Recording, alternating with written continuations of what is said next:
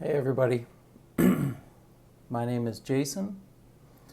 I'm an alchemist and I am 1 year sober today. And it kind of caught me off guard. I wasn't I wasn't really paying attention, and then I looked at the date today and I felt, well, a lot of things. Sense of accomplishment, but also a little trepidation, and I'll explain this in a minute. Um, I read a stat that 1/3 of all the people who attempt to quit drinking make it to 1 year. So that's huge. I'm finding myself a little emotional here just starting to bring this up, but I didn't expect that. I usually, as this goes, these things fester in the background. We're thinking about them, but we're not really bringing them to the forefront. And, or it's like a subconscious thing. So I have been thinking about it. I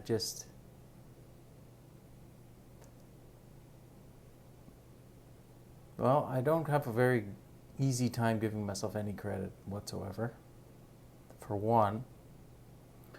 And there's a bit of pressure. Like only 1/3 of people make it to a year. I just did that, and now to fail would be devastating for me. And I'm not saying I'm going to fail, but I do have to go back to work, away from home, away from my support, my lovely wife and my family who make this, they make it a lot easier. I have to be accountable when I'm in their presence, and I'm a little bit worried, to be honest. And I didn't realize that was even the case. So I have to go to work in an industry where I'm away from home. So I'll be doing it on my own for the first time. Now I did go to work since this happened away, but I did it in a Muslim country, so it was quite difficult to get alcohol in the first place, and it was early on in my journey, so I wasn't really tempted. I didn't feel that, but anyway, hopefully it's all nothing to worry about, but it's definitely in the background of my mind. So my alcohol story, well, addiction in general, because I absolutely was addicted to marijuana. I know that you can't technically become chemically addicted to it, but I was using way too much, and I was using it to escape, which is, classic addiction behavior. So how did I get sober, and what's my story? Well, I had a spontaneous spiritual awakening. That's essentially how this happened, because I never, ever in a million years thought I would be able to quit alcohol. And at that point, it probably not even marijuana. I tried to stay off marijuana because it wasn't working anymore. So I took a hiatus, and that was very difficult. So I grew up in a very poor village here in Eastern Canada.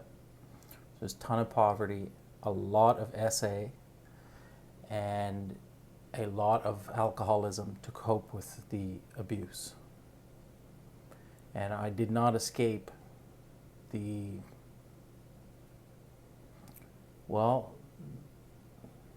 hell that was inflicted upon that place. Now, I didn't have it as bad as a lot of people that grew up in this town. I don't claim to, but I was by no means escaped this. And, I won't go into the specific details, but I witnessed things that caused me to have PTSD, essentially. So I'm autistic as well, which means in general we're very highly sensitive, physically sensitive and emotionally sensitive people. At least I am. I know this. And I'm easily sent into PTSD. Probably, I was initially going to be a police officer for my career, which would have been a horrible mistake. I'm so glad I didn't end up going through with that, but well, the universe steps in. So, due to this trauma that I was inflicted upon myself as well as many other people, and these people that were completely broken were all essentially alcoholics.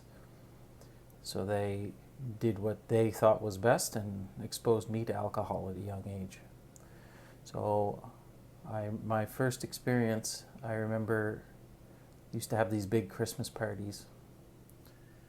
And I remember I must have been 8, 9, I think like closer to 8 because I still believed in Santa Claus. And I went to go to bed, but they had fed me alcohol, so I was trying to stay up for Santa Claus to wait for him, and I couldn't because I was drunk. So it started early. It wasn't continuous, but later on in life, in my teens, I get more exposure to it through this group. And as soon as I was of age, it became my go-to,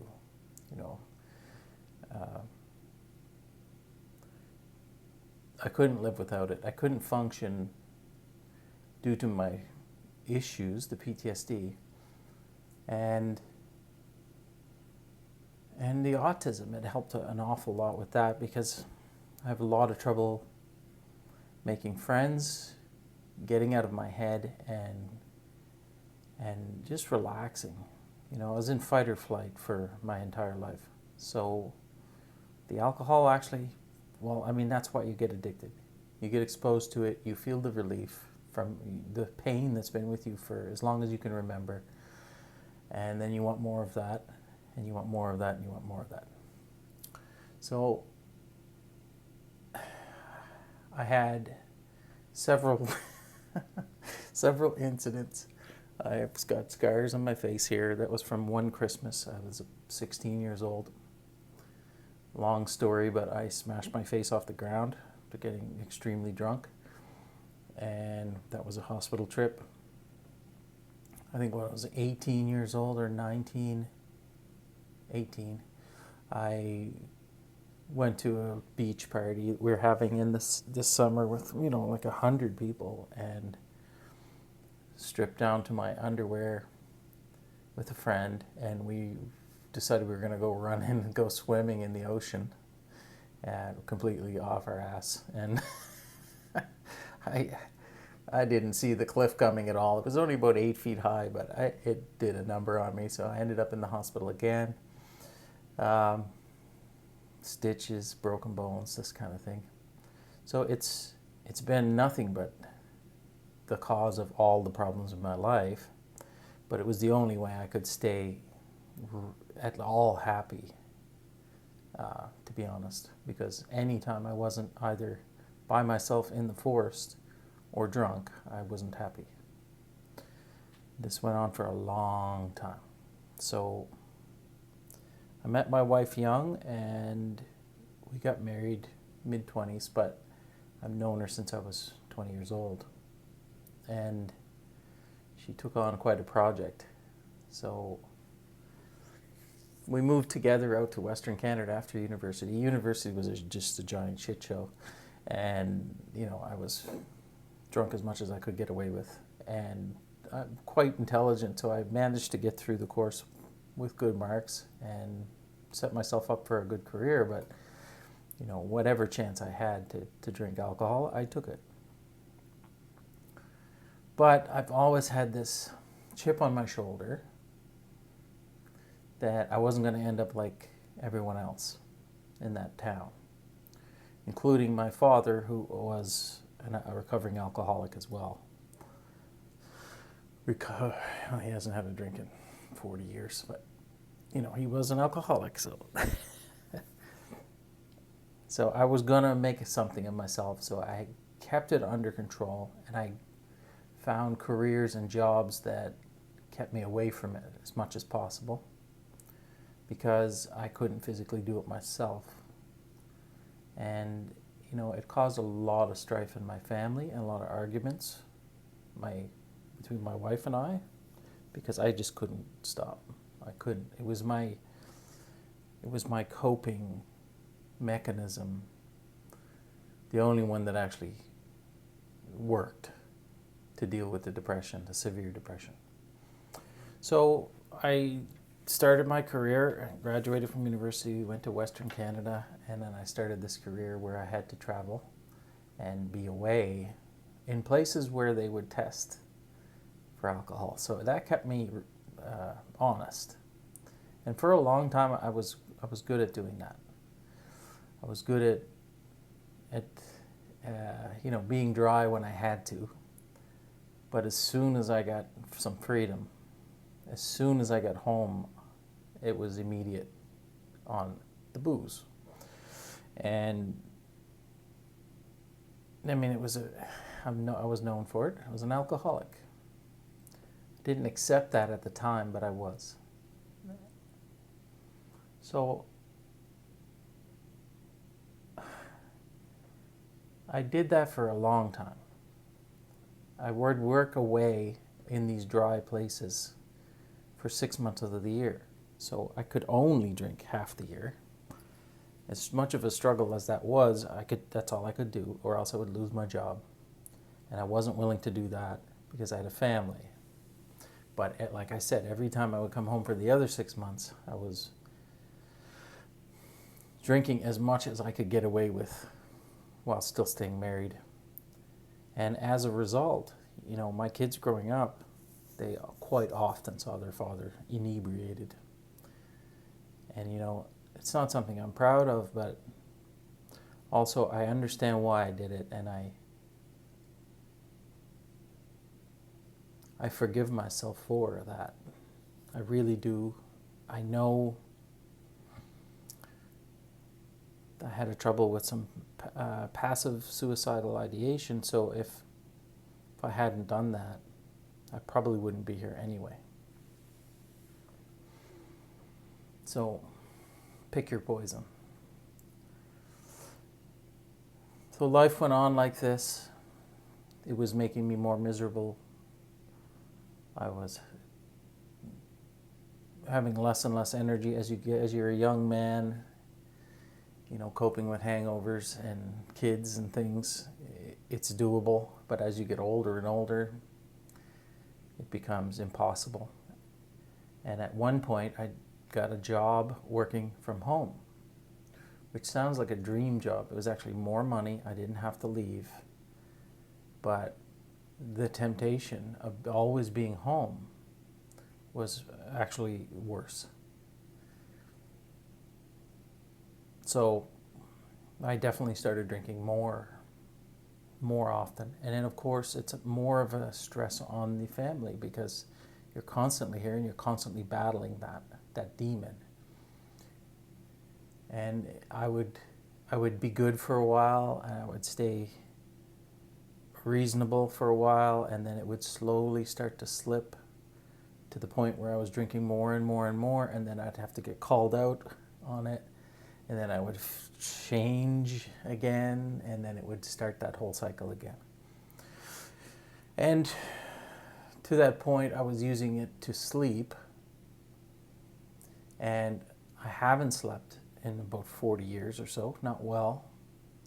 A lot of this has to do with the autism, but also the PTSD was a nighttime thing, so night times aren't a comfortable place for me. So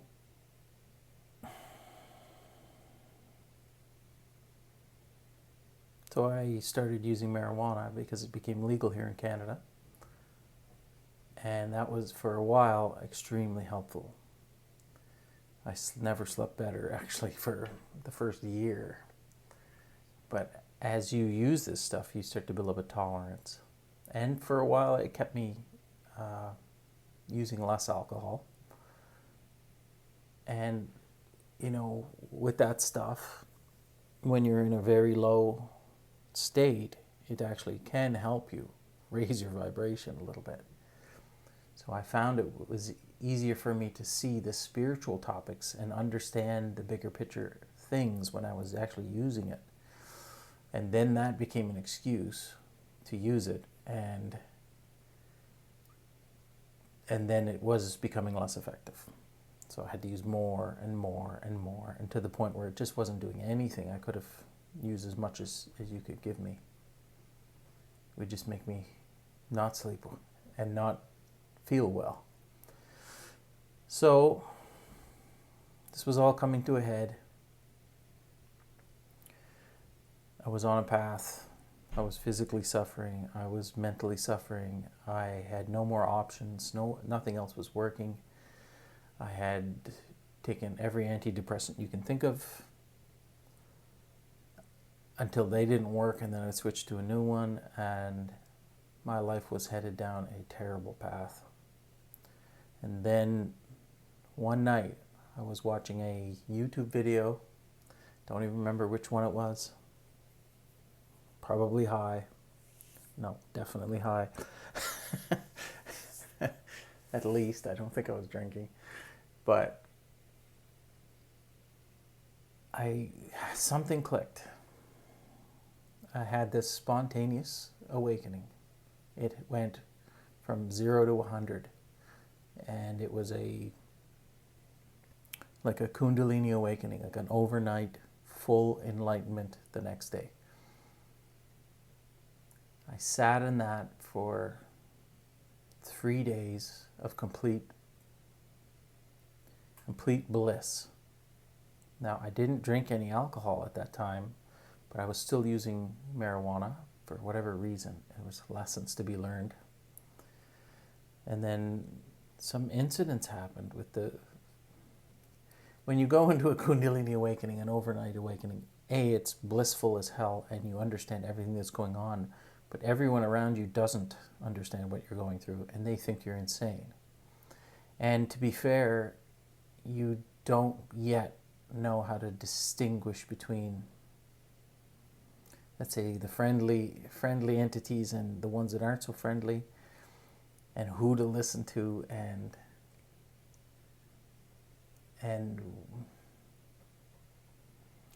what to say. I guess which voices are on your team. So it can appear insane, and it's so confusing. So I had an incident, and it would be classified as Kundalini psychosis. So then I immediately stopped using the marijuana.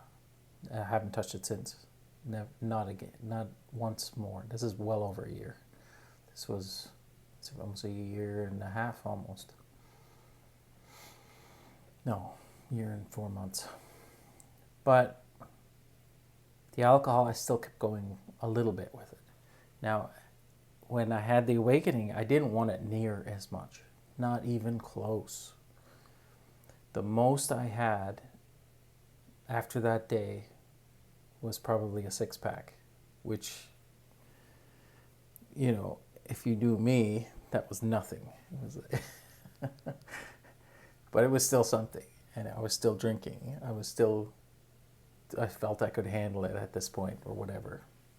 So I did, when I quit my job, because I knew I needed to heal myself, I did go to the store and I got a 6-pack and I drank all of them, I think. But it didn't feel right, and it didn't feel good. But I did it anyway. And we had some airline points. And my wife and I we were going through all of the stuff that comes with the spiritual awakening. And we decided to go to Mexico on these points. And it's an all-inclusive resort. There was as much alcohol as you could drink. And I have done these resorts before, and I drank as much as I could drink. I'm sure Amanda, well, she knows. It wasn't a good time to be with me, staggering home every night after all of these shows and, and just generally making her life more miserable, and mine, to be fair. But this time, I didn't touch it at all. I'd have maybe 2 or 3 beer in a whole day. And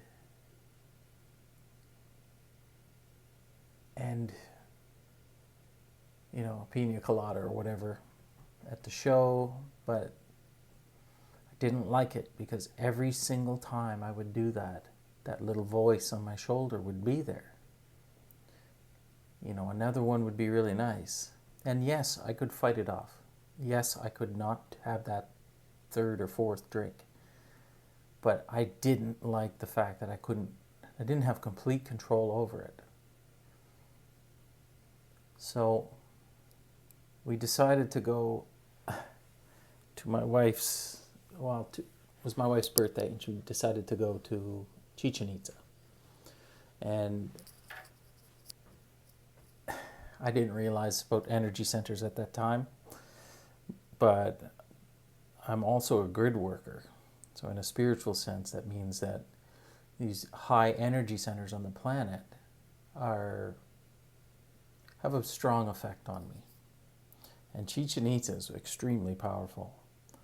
So, I had a couple drinks the night before. We went, and I didn't want to have any drinks at all. That was my goal. I wasn't going to. I decided not to.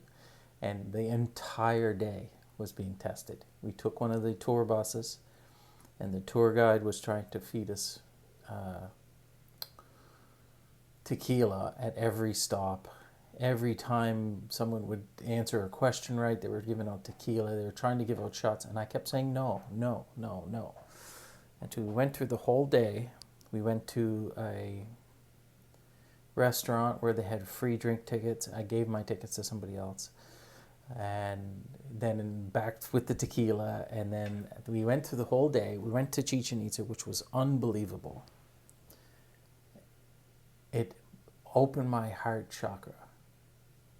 So if anyone's been doing this for a while, when you force that open, the emotions are unbelievable.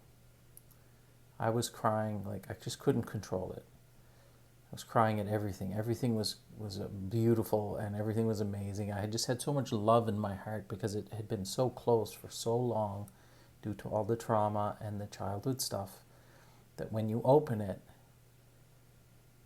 it just starts to pour out of you. And I had realized that I was using the alcohol to pour on top of that, to hold it in, to keep it closed, to never feel those feelings.